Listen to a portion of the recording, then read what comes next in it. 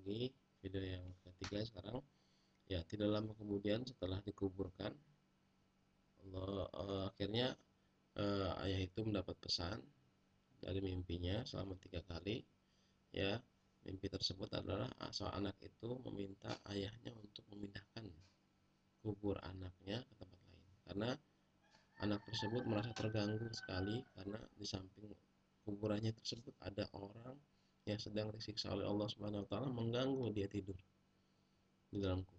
Akhirnya tidak lama langsung digali, diangkatlah anaknya, terlihat jasad anaknya. Ketika lihat anaknya, ternyata kain kafannya masih utuh dan tidak ada tersentuh satu binatang pun daripada anak tersebut. Lalu ada yang bertanya kepada ayahnya, "Wahai fulan, ini anakmu kah?" "Iya, ini anakku." Apa kerjanya dia dulu waktu dia di dunia, sebelum dia meninggal dunia?" "Anakku adalah seorang hafal Quran. Anakku adalah kerjanya hanya menghafal Al-Quran. Kerjanya membaca, belajar, dan menghafal Al-Quran. Bahkan sampai akhir hayatnya meninggal dalam memegang Al-Quran. Makanya Allah Subhanahu wa taala kasih kemuliaan kepada anak saya, sampai anak saya meminta dipindahkan kuburnya ke tempat lain. Kenapa? Kenapa? Merasa terganggu ketika dia lagi tidur asik-asik, lagi enak-enak tidur dalam kubur, karena kemuliaan yang Allah berikan kepada dia, karena dia sering membaca Al-Quran dan sebagainya, sampai bisa menghafal Al-Quran. Ya, akhirnya anak tersebut datang ke dalam mimpinya Allah, dan datang ke dalam mimpinya anak ayah tersebut yang diizinkan oleh Allah Subhanahu wa taala. Makanya di sini dalam membaca surat Atin, Bapak akan sarankan, anjurkan kepada anak-anak Bapak sekalian, ya, di dalam wabah corona hari ini, marilah kita jangan malas-malas membaca Al-Quran. Kita manfaatkan betul momentum hal-hal seperti ini yang jarang kita temukan di zaman-zaman yang sebelumnya, ya, jarang kita temukan, ya. Bahkan baru tahun-tahun yang ini wabah ini terlalu lama, menyebabkan kita jarang bertemu secara langsung. Kita bertatap muka melalui video, melalui via Zoom dan sebagainya. Ya, marilah kita manfaatkan waktu ini untuk belajar membaca Al-Quran dengan baik dan benar, sesuai dengan bacaan dan tartil serta dengan tajwid yang benar. Dan juga kita ulang-ulang terus bacaan kita sampai kita hafal juz 30. Juz amma itu kita hafal selama kita memasuki COVID-19 ini. Dan kita berdoa setelah kita membaca Al-Quran, kita berdoa kepada Allah, "Ya Allah, dengan berkah Al-Quran, angkatlah wabah penyakit ini ya Allah. Angkatlah wabah virus ini ya Allah. Ya Allah, jadikanlah hamba seorang penghafal Al-Quran. Jadikanlah hamba cinta kepada Al-Quran." Kata Allah Subhanahu wa taala apa? Nanti di kuburan, nanti di akhirat, nanti di akhirat akan dikumpulkan dengan orang-orang yang dicintainya.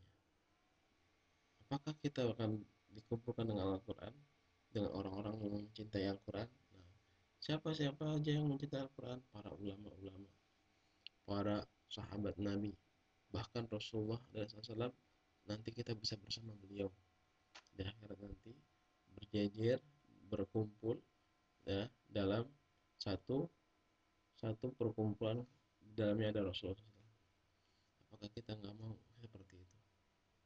Apakah kita hanya untuk memikirkan uh, hawa nafsu hawa nafsu yang kita pikirkan, kita asik, wah, tentang COVID, mendingan kita santai aja nonton TV, kita main game dan sebagainya, ya.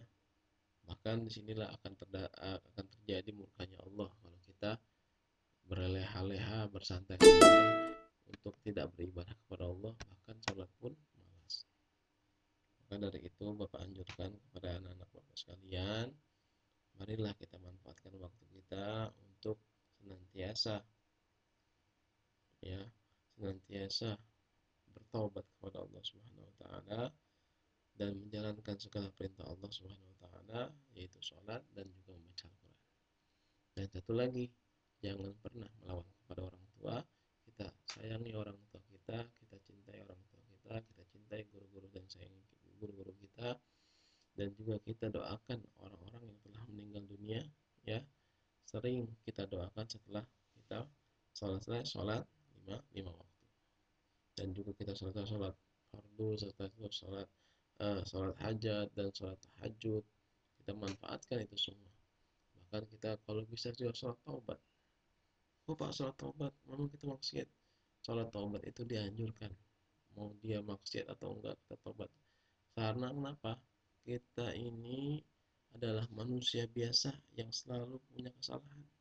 Dan kita belum tahu apakah kesalahan kita diampuni atau tidak oleh Allah Subhanahu wa taala. Ya, makanya kita selalu kalau bisa kita sholat juga sholat taubat.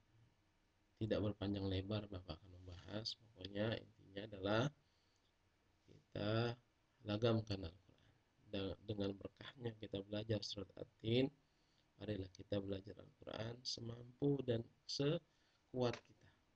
Membaca kalau lu capek istirahat dulu, ya jangan dipaksakan. Tetapi tetap istiqomah, lanjut, ya jangan kendor, semangat terus, ya insya Allah Allah akan buka semua, ya Allah akan angkat semua, ya wabah COVID-19 ini dengan keberkahan kita dalam membaca Al-Quran di rumah masing-masing. Alhamdulillah. Mungkin itu saja yang akan kita bahas hari ini. Mohon maaf sebelumnya. Insya Allah kita akan bahas selanjutnya adalah tentang asbabun nuzul surat At-Tin dan juga pesan pokok surat At-Tin. Insya Allah sebelum nanti asbabun nuzul, ya nanti kita akan bahas artinya, arti dalam surat At-Tin dalam pelajaran selanjutnya, dalam materi selanjutnya, dalam pertemuan selanjutnya di insya Allah hari Selasa, insya Allah. Ya, sebelum kita tutup, marilah kita berdoa kepada Allah. Kita membaca surat Al-Asr dan juga berdoa penutup majelis. Bismillahirrahmanirrahim. Wal 'asri innal insana lafi khusr illa alladziina aamanu wa 'amilus shalihati wa tawassaw bil haqqi wa tawassaw bis sabr. Subhanaka Allahumma wa bihamdika asyhadu an la ilaha illa anta astaghfiruka wa atubu ilaik. Alhamdulillahirabbil alamin. Ya, terima kasih dari Bapak, mudah-mudahan bermanfaat. Insya Allah kita akan bertemu lagi di pertemuan selanjutnya, ya. Tetap jaga kesehatan, tetap jaga makan, jaga kesehatan, dan jangan lupa berolahraga. Tetap semangat dan juga jangan lupa satu lagi membaca Al-Quran, Al-Quran dan juga sholat 5 waktu. Kurang mohon maaf. Wabillahi taufiq wal hidayah. Assalamualaikum warahmatullahi wabarakatuh.